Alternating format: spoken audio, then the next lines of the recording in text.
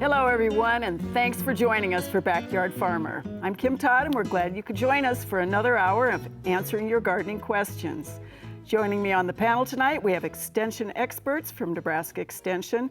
Making his debut, we have Jonathan LARSON from Douglas-Sarpy County in the bug chair. Howdy, everybody. Making his seasonal debut, we have Matt Soshik sitting in the turf and weed chair. Hello, everyone. Making her seasonal debut, we have Amy Timmerman down from O'Neill. Hi, Kim. And making her seasonal debut, we have Elizabeth Killinger sitting in the horticulture chair. Hi, Kim.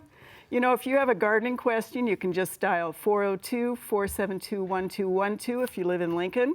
Our toll-free number is 800-676-5446.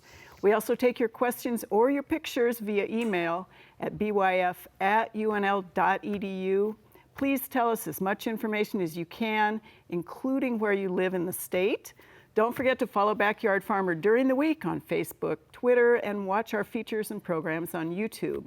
So starting off, Jonathan, your debut sample as well, which is a really fun one. Yeah, I brought with me some of my favorite insects today. These are some bumblebee queens. I love bumblebees. They're some of my favorite bugs. I worked on them as a PhD student, so they're pretty near and dear to my heart. And these are some of the different queens that you'll see here this year in Nebraska. So they're out and about buzzing right now because they are the only piece of the colony, the queens are. They're annual, as opposed to the honeybee, which has that perennial queen every year, sort of the same one. So they have to do all the work at this point in the year. They have to find a hole in the ground to nest in. They raise the first brood themselves. They collect all the nectar and pollen on their own. Maybe some of the viewers can identify with that, doing all the work on their own. But it's a really happy time for them, a hazardous time for them. So if you see them buzzing around in your yard, just appreciate them, live and let live, kinda. And if you want to identify the ones that you have, you can always check out the Xerces Society's guide. Xerces Society guide, that's awesome. And I have seen some buzzing around, so nice to know it is the women doing the work. All right, what do you have, Matt? Well, this time of year, there's a lot of people around, you know, looking at their lawns, and they're probably going to see that there's a lot of weeds in them. In some people's lawns, not everybody's. But so, you know, when you see those in the lawn, you're going to go out and think you have to control them. And a lot of homeowners use these weed and feed products because they're fairly simple to use by using a spreader. And one thing we want to look at is, you know, when we're using products like these, we want to look at the nitrogen rate that we're putting down, because typically at this time of year, nitrogen is pretty readily available, and we don't need to be putting down, you know, really heavy amounts of N. So this one here, it's a 2400 or 04, so there's 24% nitrogen. And in order to use the product correctly, they're requiring us to use 3 pounds of product per 1,000 square feet. So in order to do that, we have to put down 3 pounds of this product, and that's going to yield us around, you know, 3/4 of a pound of nitrogen, which is fairly high for this time of year, unless you have a thin lawn or, you know, you're trying to increase your clippings, because if you're going to fertilize heavy now, you're probably going to be mowing more than once a week, and not everybody wants to be mowing more than once a week. And another thing with these weed and feed products is it's important to read the full label, understand how to apply it correctly. A lot of them require that you apply when there's a dew on the ground so that the herbicide actually has a chance to absorb into the leaves. So on these, it's a granular that's coated with the herbicide, and when you apply it when it's wet, it's able to stick to that leaf and then translocate into the plant and actually control the weeds. If you go out there when it's dry, it's not going to be as good of a product. Efficacy will decrease. So just make sure you're reading the label, applying it like they tell you. There's a lot of research that goes into products like these on how and when to apply. So it just makes for better use of the product and also makes us a better applicator. So. Excellent, thank you, Matt. Yep. All right, Amy, we have like 16,000 questions about this, so it's great to bring in the sample. Well, and the rain yesterday really helped to bring these out. So cedar apple rust on the cedar trees is up and going, full blower. So we have the wonderful gelatinous, I'll pick this one up. Yuck. Telia horns, and it's like jelly coming out of there. And so a lot of people are calling saying there's these weird aliens, snot coming out of the trees, several different explanations for them. But the trick is once it starts to dry out a little bit, you can look at this one. Once the weather goes away, the rain goes away, the Telia horns just dry back up.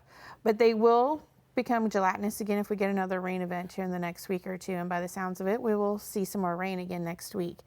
Now, the spores that are coming out here are going to be going to our apples, our crab apples, our hawthorns, and our quinces. So this is the time we're going to be looking at making those first applications on our apples to prevent cedar apple rust if we have a susceptible variety, since the spores are going there. Now, keep in mind, it depends on what part of the state you're in. I'm from O'Neill, north central Nebraska. I was shocked when I came to Lincoln today on how much the trees are in full bloom and fully leafed out. From where I'm at, Lincoln is at least a good 2 weeks ahead of me right now. So if I was up in O'Neill, I wouldn't be as real concerned about getting that application on right now. But if I was in Lincoln in southeast Nebraska, I'd definitely be getting that application on this weekend. All right, thank you, Amy.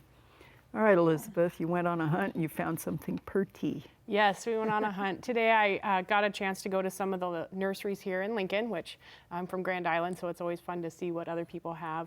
And I have plant ADD. And so I saw the variegated tulip tree and I just thought that was super fun. And I'm sure with the warm weather this weekend, everybody else is gonna think that these variegated leafed whatevers are going to be super fun to have in their landscape. They add a little bit of interest with the two colors, but the thing to keep in mind is a lot of times the variegation will sometimes revert back to the straight species. So you could have a very pretty variegated tulip tree that reverts back to the straight species and then your leaves turn all green. Another thing that we'll often see with some of the variegated plant material is sometimes they can get sun scald or they'll get burnt on the edges because of that lighter color around the edge. So, you know, do your homework. Make sure that the plant that you're buying isn't going to revert, or if it does revert, what do you need to do?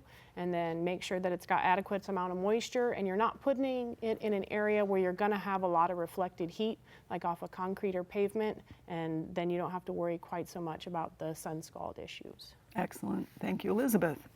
All right, Jonathan, you get the very first picture. Right into the fire. Right into the fire. And this viewer sent us 3 interesting pictures of insects that she'd like to have identified, and then the oddball holes associated with, she thinks, maybe associated with those insects. So any idea what she was actually showing us? Yeah, I think in these images what we're looking at is called the hickory borer.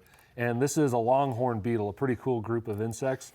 Longhorn beetles, they get their name because they're big Texas football fans, and they have these big antennae that you can see on the front of their head there. So the male uses that to find the female uses it to find old drying out wood. So normally what they're looking for is a pile of firewood or something that you're drying out for kindling or what have you, and they're looking to lay their eggs in that. They're not a pest, they're not attacking living trees, so it's really just something that's out in nature, and they're just pretty cool bugs to find out there. Not a sting hazard, not a biting hazard, just an insect out there. Interesting. All right, thank you, Jonathan. All right, Matt, this is really fun. This shows the reach of Backyard Farmer. This is actually a viewer in Florida who has this dreadful grass. Yes. And the reason we got the question is her dad is here, likes the show, said he'd ask us if we could help her with it. She wants to know what it is and how to control it. Well, looking at this picture, it's tough to tell what the actual grass that is wanted in there. It looks like the broader leaves, the light blue, that's St. Augustine grass. And that one, really, if you want to keep it in there or you want to control it, glyphosate's probably going to be the one to take that one out. But it also looks like there's yellow nutsedge in there and then various other broadleaf weeds. So it's going to be a tough one, but in my mind, I would restart with that one and seed something in there. So it'd be a total, basically, glyphosate, reseed, pick one species that you want, and start fresh. And growing turf in those southern states is a whole different ballgame. Yes, and the St. Augustine is actually a grass that does well there, so maybe work for that one if you can. All right, thank you, Matt. All right, Amy, this is a viewer in Lincoln, and she says this apple tree looked fine last year, had some flowers when she sent the picture, which was just Sunday. She's wondering about this trunk damage that she's seeing that's pretty severe, and wondering whether she should wait to see if it makes it through the winter, or is this a disease plus environment, and go shopping. There's multiple things going on with the tree. On that second picture, you saw the small cracks. That could be an indication of some frost cracks or freeze cracks. which we can see, and I've actually seen a lot of it this year with the way our temperatures was, usually on the south side facing of the tree where it's getting that direct sunlight when we're hot and cool. The third picture, the bark is completely coming off.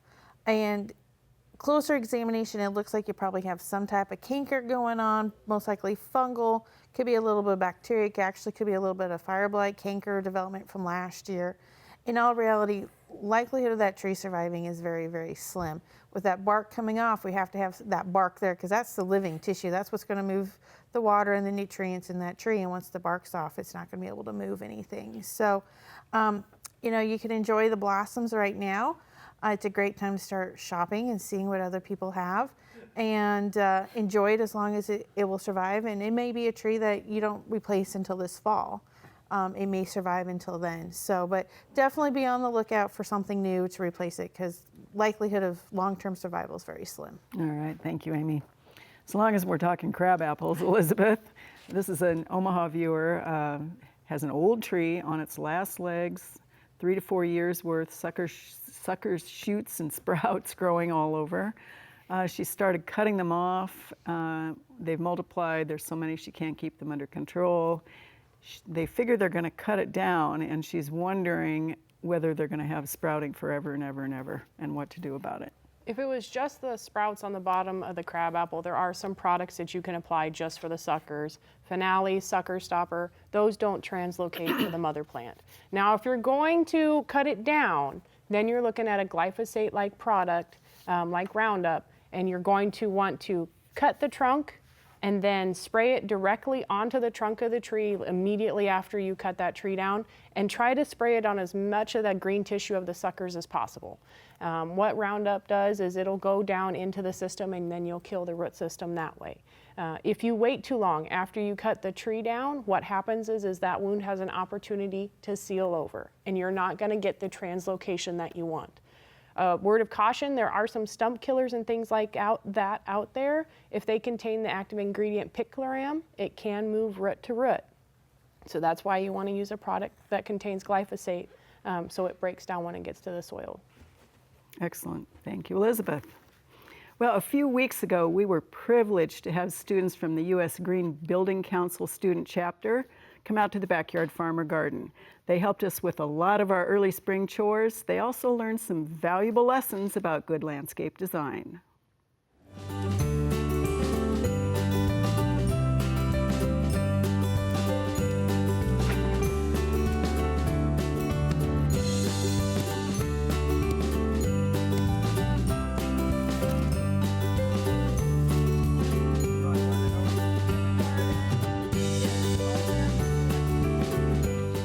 USGBC is the United States Green Building Council.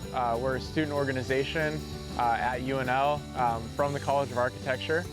USGBC is all about sustainability, making conscious decisions about the way we use materials and source different products, and also the way that we can approach design and approach sustainability as a whole, from cleaning up the environment, creating new environments that are better for either energy use, water use, conservation, and recycling. So today we're doing some mulching, we're doing pruning, we're building a seeding wall all around rain gardens, as well as planting, just trying to move different things and create, do a little spring cleaning around here to gain a better area for the students to be able to use. Originally it was for the sustainability class. They have to do some community service hours, and USGBC is a great organization to get involved with, and we kind of, you know, our main goal is sustainability and kind of teaching it to the students, so this is a really good way to do it. Get your hands dirty, do some labor. Sustainability is kind of the way you use materials and using them in a proper way, recycling, reuse, just being conscious of the environment and how you're affecting it. We're going to have a wall built by the end of the day, do some stuff in the greenhouse, plant some flowers and grasses and plants. So this kind of activity is important for our major because we get to come out and see how all this landscape design, such as the path and the plants, all work together to create a cohesive, good design. We'd love to come out during the season and do this more often. Give back to the community is a big part of USGBC, especially the student organization. Being able to be active in the community, get our name out there, and be able to just provide for the community. It's always a treat to have students out to our gardens where they can learn about good design and the value of spring garden cleanup. We'd love to have them back to see the fruits of their labor because they did a great amount of work. They planted, they pruned, they built. Pretty fun for all of us. So, all right, Jonathan, second question. This is from Verdigris. Carpenter ants, big black ones, have a hole in a pine tree. They want to know if they should treat them, and if so, how? Yeah, we get a lot of questions about carpenter ants at this time of the year. They're waking back up. People may see them indoors or out in the landscape. If you're just seeing them in a tree that's out and about on your property and the tree is not touching your home, I wouldn't really worry too much about those carpenter ants. They're just out there, part of the environment. If they come indoors, they can cause some damage on wet wood. Often find them behind things like the dishwasher or in the basement where the washing machine is. And then we would talk about treating in the house. But out in that tree, I think the bigger question would be, why did they pick that tree? There may be some bigger issues at play here. That tree could be unhealthy, and that could be why they chose to take up residence in it. So I'd actually inspect your tree and maybe make some decisions about if you want to keep it still on your property. Excellent. Thank you, Jonathan. All right, Matt, or you're not pathology. That No, would have I been don't want to answer strange. those. I'll pass those You could off. have. You could have. Amy, let's see. Yours is a North Platte question. You're gonna skip that? Matt, sorry. Hello. We're getting there. We'll get there. This is a North Platte question with sandy soil, and she wants to know what this plant is. And she says it's growing anywhere. She thinks it's a wild mustard, but has a purple flower. Yes, it is a mustard, and it is a blue mustard, or sometimes called purple mustard. And it's actually pretty common on the sandy soils. It's actually, in Colorado, it's a noxious weed, more prevalent in the arid sandy soils in the high plains of eastern Colorado. Not necessarily a noxious weed here in Nebraska yet, but if you do have it on your property and you want to control it, you know, knocking down those seed heads when it's grown to that size, mowing it off. Another one you would look at is it's a winter annual, so controlling it in the fall would be the best time with a 2,4-D based product, or early in the spring would also be another option before it starts bolting and creating those flowering structures and then fruiting or seeding out. All right, we saw fields and fields of it in Yep. Scottsboro. It's a pretty flower if you want to keep it around, but It if is. you want to And- control it, get rid of it. And edible, Yes. apparently. All right, Amy, or whatever your name Okay. is. This person started tomatoes indoors. I think she's from Syracuse. Okay. And now leaves are curling. They were under a grow light. She's wondering, is there a pathology going on, or is it tomatoes indoors under lights? I've had this problem myself growing tomatoes indoor. It's just the environment. Whether they're not getting enough light, even with the grow light, other stressors in the house, changes in humidity levels. There's a wide variety. But nothing to be really concerned about. The tomatoes should grow right back out of it. When you get them ready to, you know, set them outside and put them in the garden, they should be just fine. Not a concern at this time. All right, thanks, Amy. Elizabeth, this is a Ponca viewer, and they have an unusual bulb. This is Fritillaria, but it's the one called Crown Imperial. And his question is that it seems very dense.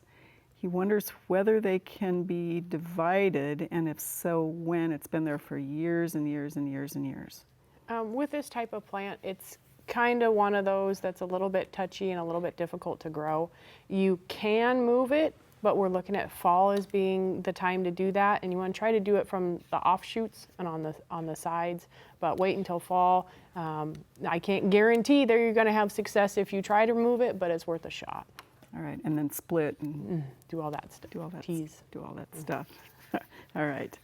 Okay, Jonathan, you get, I guess we're going to wait and go to segment for starters. So we've already got a good start to our garden this year. We have a few early growers in our raised beds. We have blossoms on our fruit trees. Let's take a minute to visit the Backyard Farmer Garden.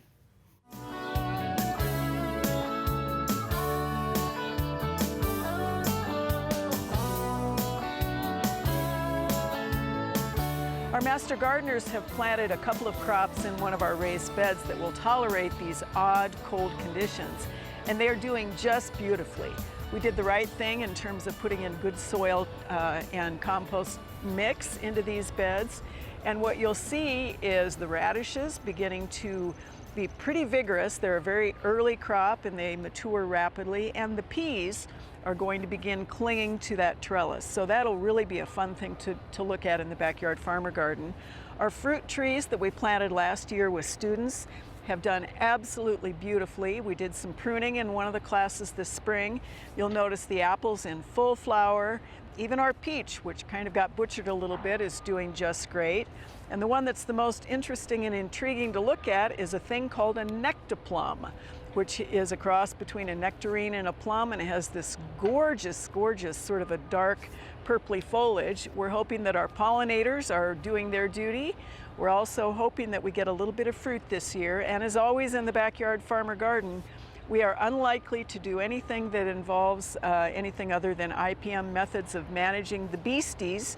So we'll see about cedar apple rust, apple scab, plum curculio, pockets, all those kinds of things that the rotties and spotties and the insect guys like to talk about. That's what's happening this week in the backyard farmer garden. This is the second year for our orchard, and we're going to have to give it a little bit of time before those trees come into their maturity, but it was really a beautiful year. We were actually kind of surprised that we did so well.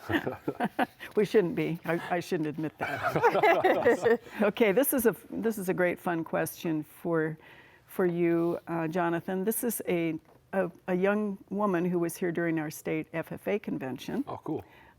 She went on the greenhouse tour. She loves plants. She has aphids, and not just a few. And it's been suggested that she try Tempo, and this is in the greenhouse probably. From So she has a greenhouse type setting? It also says she tends to grow tons of vegetables and flowers. Well, aphids, that's one of those pests. You go to bed, you don't have any aphids, you wake up the next day, you have a million of them, and they are kind of tough to get rid of sometimes, causing all that leaf curl, where they make the leaves curl up and cover them up. So Tempo is labeled for use against aphids. If you're using it in a greenhouse setting, that would be a good option. I just encourage you to check the label before you apply it. Remember your 3 Ps, the right product for the right pest on the right plant. So make sure the plant that you're treating is actually listed on the label. If you wanted to go a little more low tech, that's more, I guess you'd say, the nuclear option. If you wanted to use Tempo, it contains bifenthrin, which is a pyrethroid insecticide. You could just blast them off with water. Aphids have tiny brains, they're not very smart. If you just shoot them off the plant with a jet stream of water, they usually fall down to the ground and never find their way back up on the plant. You could try neem or insecticidal soaps or even a summer oil to get rid of those pests. Whatever you spray, just make sure you treat both the top and the bottom of the leaf. Really treat it well, otherwise you'll leave some aphids behind and you'll get resurgence. All right, excellent. Thank you, Jonathan. Underwood, Iowa, Matt. Dandelions. A field of dandelions. What to do, when, with what, how, and whatever. Enjoy it. Enjoy the pretty yellow flowers. Yeah, this time of year, everybody sees the yellow flowers everywhere, and obviously that makes you want to go and get rid of them. So right now is typically not the best time when they're flowering. Generally, right before or after the flowering period, you're going to get a little bit better control. And a lot of the 3-way products, containing 2,4-D, dicamba, triclopyr, and there's also some other products containing like carfentrazone, which is kind of a speed product. It's a contact herbicide that knocks them down quick. So there's a lot of options with 3-way herbicides, 4-way herbicides, rather than going out with straight 2,4-D, which can be a little bit slower. It works, but I would wait at least until after the bloom, and then you're going to get a little bit better control. And then obviously this fall, make sure you go back out there and hit them again, and that's when you're actually going to kill them. All right, thank you so much. Amy, have no idea whether this is going to stay with you or not. Okay. It's a viewer who has a peach tree in Lincoln. Okay. 3 to 4 years old. It appears to be dying already. They want to know if there are things that could cause early death short of environmental. Can I say congratulations? You had a peach make it 3 to 4 years in Nebraska. Peaches just don't do very well in Nebraska. We do have some peach leaf diseases, peach leaf curl. There's some cankers that will attack peach, but in general, they just don't overwinter very well here. So typically if we're looking at a 3 to 4 year peach to 5 year, it's getting to be 8. Eight is average in Nebraska. Okay. So, okay, you have half a life of a peach tree. So on the pathology side, there probably isn't a lot you can do. You know, make sure if it's not completely dying this year, make sure you're watering it adequately, making sure there's no insects affecting it, and don't fertilize it because that's just going to add more stress to that tree. And this fall, make sure it's watered very well to go into the winter, and you'll see what happens. But typically, they just don't do real well here. All right, excellent. Thanks, Amy. All right, Elizabeth, this is sort of a critter question, but it's a vegetable garden question, which is grackles eating the tops off the onion patch. It's onions. How do you keep the grackles out of the onions? And we get this question every single year from people. You know, the kicker is everybody cusses the grackles. They're feeding on earthworms right now. They're doing a lot of things. What you can try to do is you can try to net your onions and try to keep the grackles away as much as possible because they're going to cause some damage. Then we can get some pathology things in there. Depending on where you live, you might be able to do some other options of scare tactics, shall we say, to try to get them to go away. You don't want them to make known that that's their food source there. So you want to try to scare them away as much as possible, as often as possible, so they don't get too comfortable there. But good luck. I know everybody else is cussing them out too. All right, thanks, Elizabeth.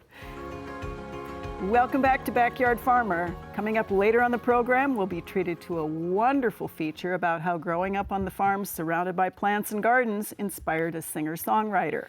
You can still phone in your questions by dialing 1-800-676-5446. While you're doing that, we'll start the lightning round. You're not going to win, Elizabeth. Whoa. Shot me down right away. Are you ready? Wow. I guess with that. This is a Grand Island viewer who says her rhubarb flowered April 7th. What's up with that and what can be done about it? Rip out the flower stalk and wait for next year. Okay. 4-year-old lilac shrubs, which are actually suckers off an old plant, are not blooming. What can be done? Give them time. Sometimes it just needs a little bit of time for them to get established before they'll start to bloom. All right. A viewer with Canada red cherry has suckers all over the place and wonders how to control the suckers. Sucker stopper or finale or mow them off. Okay. Is it okay to prune roses like knockouts now because they didn't really show much good top growth? Yes and no. If we get a cold snap, we get some more snow or anything like that, you're going to have some death and dieback in your canes. Knockouts are pretty hardy, so technically, yes, you probably could. All right. Is there such a thing as mulch glue? And what is it, a good guy or a bad guy? There's probably a binder of some sort out there. If you get certain mulch types, they will kind of net together naturally, so it might not be needed. So that's something to take a look at. All right, nice job, Elizabeth. Not so bad. Not so bad, thanks. Yeah. Might have a We chance. believed in you. All right, are you ready, Amy? Yeah. So we had Lauren brought in black knot a couple weeks ago, and we had a viewer watch and then wondered whether if he prunes and breathes in the spores of the black knot, is that a danger? For most people, it's not. If you have an issue with asthma or certain allergies, it could flare up allergy situations. So if you have allergies, just wear a respirator or dust mask. All right. Viewer has an old linden that's showing kind of what looks like a wetwood down the side. Is that an issue with big old trees? We see wetwood with a lot of different variety of trees. There isn't anything you can do about it. Just leave it be. Okay. Peony leaves from this viewer's peonies are not frozen, but they're all twisted, distorted, and not the right color. Any ideas? It's probably an environmental thing. It could have been a cold snap as they were trying to emerge out, possibly. Too many cloudy days. Definitely environmental at this time. All right.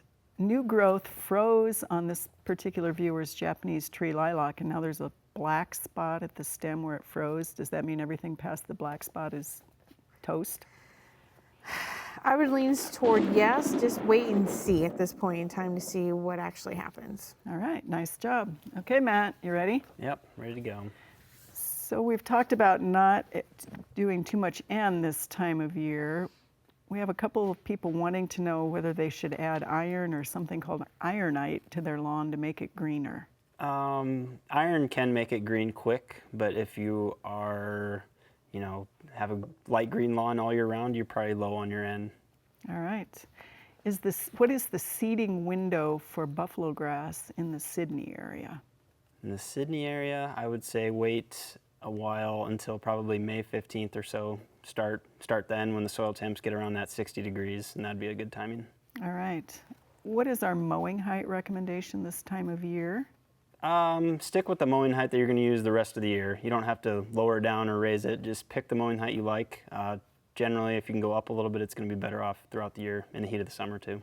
All right. A York viewer wants to know whether it is too late to put down a pre-merge. No, it's not too late. And if you do see crabgrass in the area, use the product Ethiopia because it has post-emergent on crabgrass. All right. What is the next window of time in which fertilizer should be applied to fescue and bluegrass? Typically end of May if you're going to put down another app. Wouldn't have to go too high with the rate, but half a pound would be a good target. Excellent. Nice job. Okay, Jonathan, very Bars first. set high. A lot of pressure here. Blow it. Okay. This is a Lincoln viewer who lost great big chunks of their viburnum and saw boreholes at the base. What can they do about that to save the rest of the plant? I don't know much about saving it, but if you want to save any of the other plants that are in the area, you'll want to start doing some monitoring for those borers next year, the clearwing borers, and do a trunk spray to prevent them from getting in. All right. The borer that gets into cottonwoods, does that need control? Or? Absolutely not. It's a great insect, cool looking bug out in the nature world. Okay. Is there some treatment that would be like a soil drench to avoid beans being eaten by bean-eating things? No, I wouldn't go with a systemic for those particular pests, just a foliar application of some sort of bean pest product. All right. People are beginning to see grubs. Is it time to treat for grubs in the lawn? I'd start next month, not this month yet. I'd go with May. All right. Are there insecticides that are pollinator safe? Yeah, we've got lots of more organic options. One synthetic one would be acelepryn. It's been proven to be safe for pollinators. All right. And is EAB here yet? It is not here yet. That last one was a gimme. It's going to be a gimme every single. New guy. Nice to meet you. Nice to the new guy. It's going to be a gimme every single week until it gets here. All right, Elizabeth, what did Gladys bring us this week? Gladys brought us some really interesting plants, and I think they're interesting not only because of their flowers, but because of their foliage. And so what we have here is we have the Brunnera. They're the ones that have the blue flowers, but one of the ones that's super cool is going to be this one called Jack Frost. And what it is the foliage has kind of like this frosted silvery appearance. It's a shade lover. What happens is this light color helps to brighten up those dark areas of the shade. So it's a really fun one, a super true blue flower on that one. So that one's really good. The other one is a fern leaf peony, and this is just a leaf that I pulled out. So a very interesting leaf on that one compared to some of the other peonies that are out there. It blooms earlier than some of the other peonies, and it likes that full sun type of an environment. But when we pick out plants, we want to pick them out for their foliage as well as for their bloom. So these are a couple that have very interesting foliage as well as some flowers on them. So as always, a beautiful combination, and thanks to Gladys for sharing the largesse of her garden with us. All right, Jonathan, picture number 3. We actually had a slightly less icky version of this last week from a different part of the state, but this is a 20-year-old mugos that have white fungi-looking things on the needles. White powder appears, needles turn brown and die. They haven't lost them yet. They're wondering whether it is either mildew or pine wilt. Congratulations, it's not either of those, it's a bug. You have pine needle scale, and it looks like you have a lot of them on your tree. So this is a scale. Jim talked about it last week. Scales are nature's greatest couch potatoes. They just plug their mouth part in and start feeding, and they never really move after that. And they're coated with this waxy substance. So they're really protected against our normal insecticides. What you really want to do is wait until maybe a couple of weeks from now. Just keep an eye on your tree, and when you notice little tiny crawlers moving about, that's the controlling stage. That's when we can get rid of these pests. You're going to spray with an insecticidal soap or even a summer oil to smother the crap out of them, and we'll get rid of those pests. And then your tree will be much safer after that. Excellent. Thank you, Jonathan. Couch potato scales. I'm liking that. All right, Matt. An Omaha viewer has patches of this coarser grass in his bluegrass. What is it? He wonders whether it can be controlled without using glyphosate on it. Okay, what it looks like is tall fescue, or K31, which is a forage type grass that commonly finds its way into bluegrass lawns, so it can be fairly difficult to control. There are a few products on the market that are specialty products or more or less used by professionals that can be available, most likely not to homeowners, but one of them was Corsair. It was selectively take out tall fescue and perennial ryegrass out of Kentucky bluegrass, and that one's no longer labeled for turf. So now one of the last ones would be metsulfuron, and that one's available to professionals in order to take some of these out. Short of using Roundup, that might be the easiest for you. Take that patch out, overseed, or even cut it out with a sod cutter if possible. Bring in some new bluegrass sod, but glyphosate would be the easiest one probably to get rid of that. All right, thank you, Matt. Amy, speaking of orange teleal horns, 2 viewers, can you identify what is on our tree? It has these weird orange clumps all over it, and they have attached pictures. There's a lot of it. Beautiful cedar apple rust. On your cedar trees, there isn't anything we're going to do for it. Just admire the wonderful goo on your cedar tree. But as I stated earlier, this is going to be the time we need to go protect our crabs, our apples, and hawthorns and quince with those first applications to prevent infection if you have a tree that's susceptible. All right, thank you, Amy. Elizabeth, this is a Hordeville, Nebraska viewer, and it's rural. She's rural. She has a 4-year-old Wisconsin weeping willow. The November hard freeze a couple years ago slammed into it, burst its bark on the south side, healed over, large branches winter killed, pruned out, bark fell off, lots of suckers. This is what she's got to work with, and she wonders whether she should cut her losses and start over or try to turn it into something worthwhile. The sad part is when a tree loses its bark, like Amy talked about, and it loses more than 1/3 around the outside trunk, the tree's going to have some issues. And we saw a lot of issues with bark blasting on those willows and pears and things like that. Once the bark is gone, it's no longer moving nutrient. You saw the tree was trying to seal over that wound. Trees don't heal, they seal, so it's always going to have issues on that side.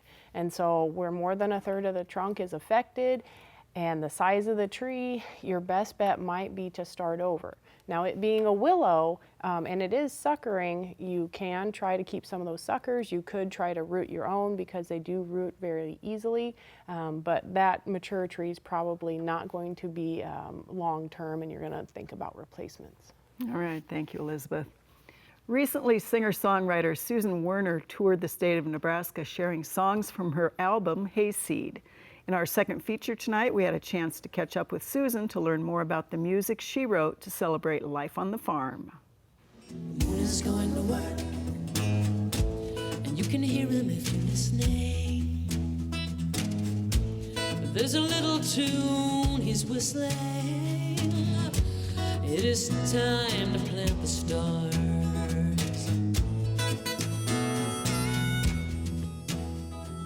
Farming is hot, egg is hot, food is hot. Where does food come from? Who's growing it? What are those people like? Quonset, what does that mean, Quonset? It just seemed like very, you'll pardon the expression, fertile territory for writing and songwriting and an expression of affection and humor.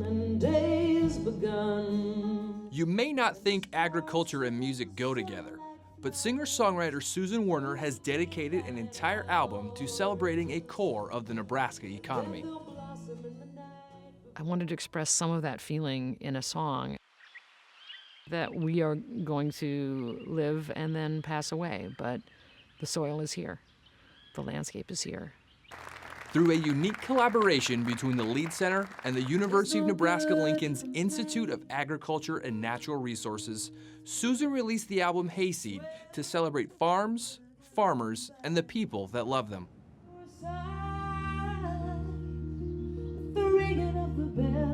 To help spread the music of Hayseed, the Lead Center set Susan up in their performing arts program called Arts Across Nebraska. It also happened to be the second time Susan toured the state with the program. I was on a tour of Arts Across Nebraska. After I got back to Chicago, one of the staff members sent me some feedback that they got from students who took part in these workshops. And one of the little sheets from McCook, Nebraska, and she wrote, "Susan Werner, thank you for coming to this waste of cornfields." How did they form this opinion about where they live, and who is forming that opinion for them? And I wanted to write a correction to that. Listen to me, kid. Listen to me good.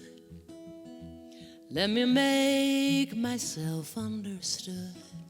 You say you're restless here amidst the miles of corn, in this great state where you were born. Well, don't do like I did and get a great big head and go taking this all for granted.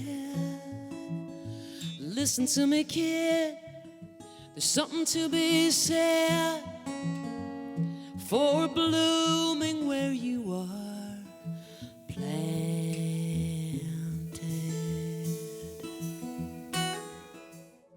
To allow me to create new material that talks about these concerns and these characters, and bring this music to the people of Nebraska.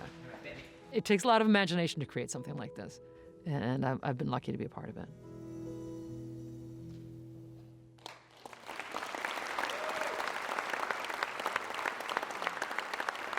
It's really great when art and agriculture can come together, and that really made for something special.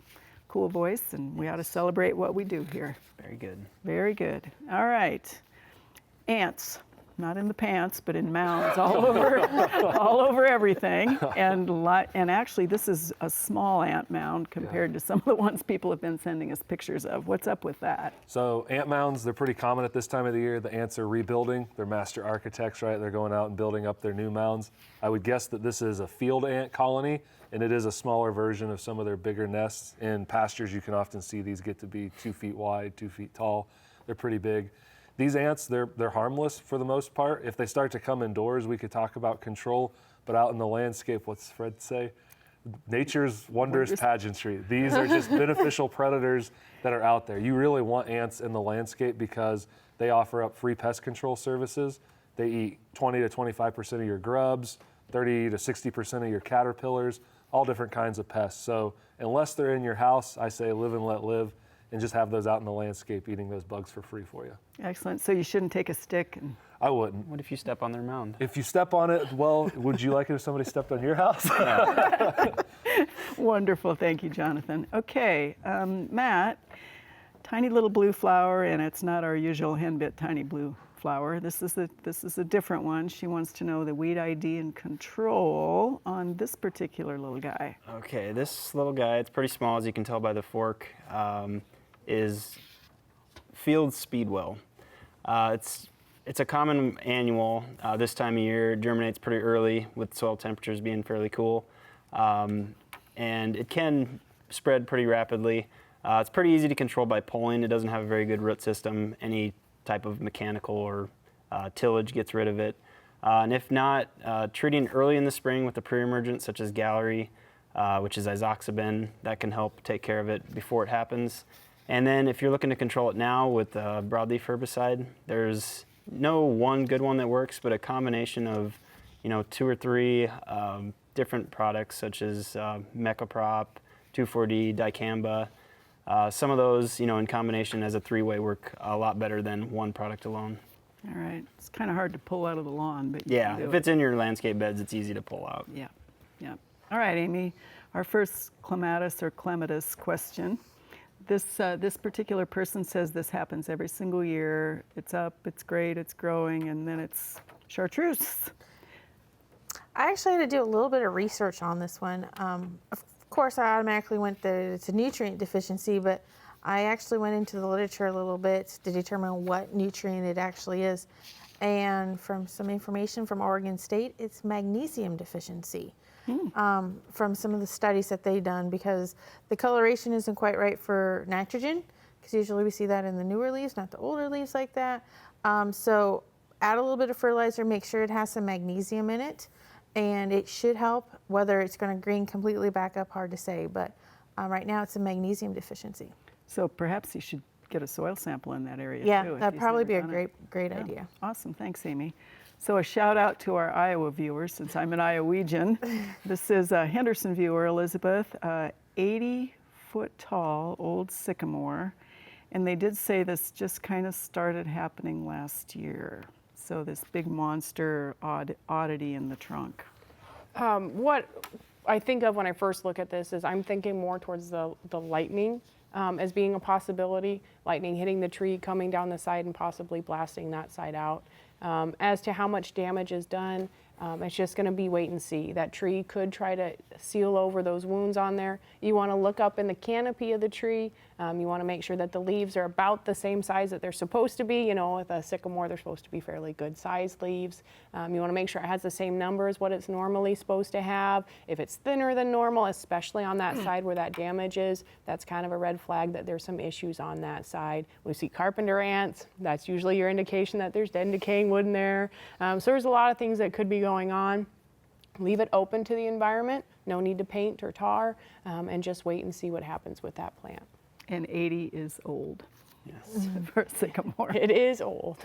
All right, we have a bunch of announcements tonight, cool things. The Jay Schwanke Annual Container Gardening Seminar, Friday and Saturday at Campbell's. We have a number on the screen for that one. That's always a lot of fun. Spring Affair, number 30, this Saturday, 9 to 2 at the Event Center. Again, a number on the screen for that one. Our third announcement is the UNL Horticulture Club Spring Plant Sale is next weekend. West Teaching Greenhouses. That's great for our young students to do that. They grow all the plants. And I think our final one of the evening is the Northeast Master Gardeners Annual Plant Fair, same weekend. So that's up in Norfolk. So lots of cool stuff going on. Good buying opportunities. Get out there. All right, a Lexington viewer for you, Jonathan. Pumpkin vines, best control for vine borer. And he mentioned something called Tiola. Piola, maybe? This says Tiola, but if you say pie, Piola, I can't remember if squash vine borer is on the label for Piola, but it's a possibility. It is a more botanical product, more pollinator-friendly type product. Squash vine borer, though, that's one you really need to set out some yellow plastic bowls with soapy water in to trap for. That way you can monitor for it. And whatever you're going to spray, put it on the base of that plant when you start to see the adults appear in that bowl, and then you'll kill them as they try to lay their eggs on the plant. Perfect. You don't want to wait till you have to perform vine surgery. Perfect. Drown the dumb things That's first. right. All right, another Iowa viewer, Matt. Little purple flowers all over the garden. What are they and how can you get rid of them? Wow. Henbit. Little purple flowers. It's henbit, which is a common one out in the field, or it could be ground ivy also. If it's not growing very tall, it stays shorter stature, ground ivy. And one easy way to tell is if you smash it between your fingers and smell it, it's going to have a minty, like a strong odor. Ground ivy would, henbit wouldn't. So that'd be the telltale difference between the two. And control, henbit can be tough this time of year. Anything that has a quick knockdown, three-way herbicide with carfentrazone in it works pretty well. And also the same for ground ivy, some trichopyr and other products that are mixture rather than one simple or one product. All right, thank you, Matt. Amy, Malcolm, viewer, has evergreens and apparently they're sick. Okay. They don't know with what, but wonders if anhydrous ammonia can be used as a cure. No. It is, anhydrous ammonia is labeled for fertilizer base only. It is not labeled to be used to control any pest issues. So spraying that on your tree would be against the law. And plus, it probably wouldn't be a very good treatment to the tree.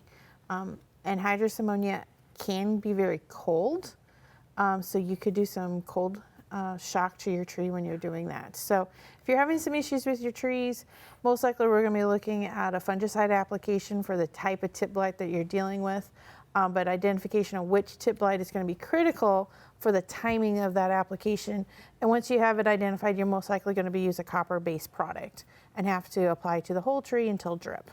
All right, So- and would be nice to know what kind of evergreens. Type of evergreen. So I would recommend taking a picture, sending it in to us, or collecting a sample. And if you're up at Malcolm, bring them in to either the Seward County office or the Lancaster County Extension office. Excellent, thanks, Amy. Might as well go back to Grand Island and talk rhubarb again, because now the question is, what does cause it to flower so early, Elizabeth? You know, it can deal with the age of the plant. It can do with the plant itself. I know I planted my plants last year, and I have one that's blooming and one that's not. So it's just one of those things where some established plants are going to start to bloom. The kicker is like I said earlier, you want to make sure you take those flower stalks out of there. And the reason for that is you don't want that rhubarb to put all of its energy into flower and seed production. You want that rhubarb to put its energy back into the stalk production, the leaf production, and root production. So it's just one of those things where, like I said, some of mine are blooming, some of them aren't. Some of the older ones will bloom, some of them won't. So it's just going to be a matter of time, and just pull them out when you see them and hope that next year they don't bloom quite so early. All right. Jonathan, a Lincoln viewer, has a question about fruit tree pollination. The trees themselves flowered early before there were very many pollinators out. They want to know what could be done to increase the pollination on early flowering trees. Good question. You could try to contact a local beekeeper so they could bring in their hives to maybe pollinate your flowers. There are bees for sale online. We have the blue orchard bee, which is good for a lot of flowering trees, and even bumblebee colonies if you really wanted to purchase some of those. But those would be the options I would think of if you really wanted to bring in some pollinators to help you out. All right. Matt, this sounds like a construction equipment issue.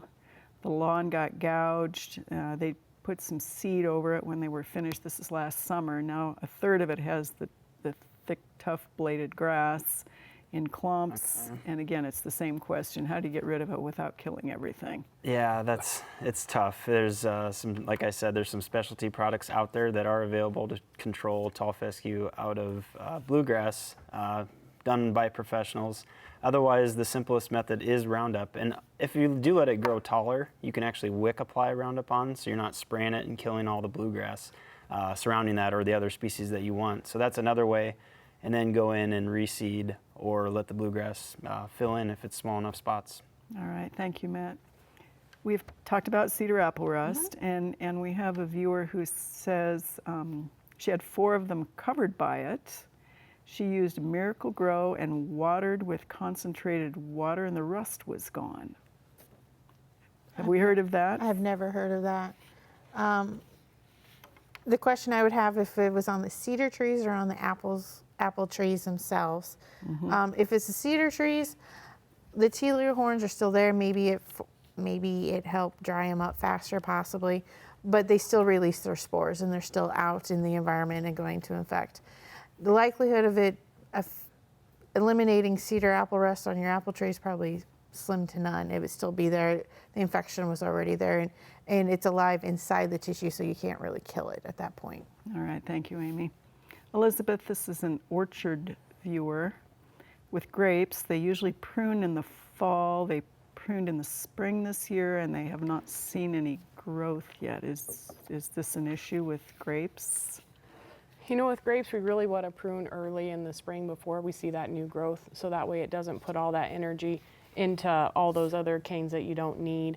If you prune this spring, about the only thing you can do is wait at this point in time to see if you get any new growth.